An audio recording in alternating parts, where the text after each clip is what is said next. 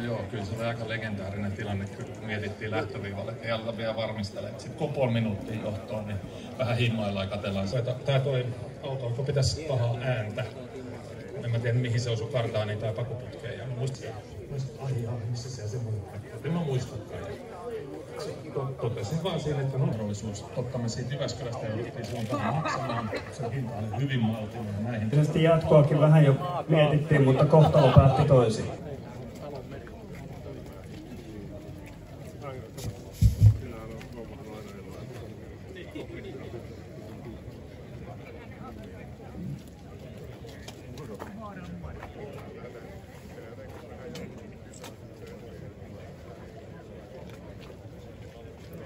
Tuo soppo tässä samassa pöydässä vieressä. Ai joo. Onko toi aito?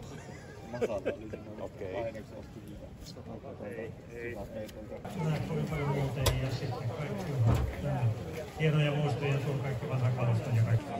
Ja se mitä vaan siellä.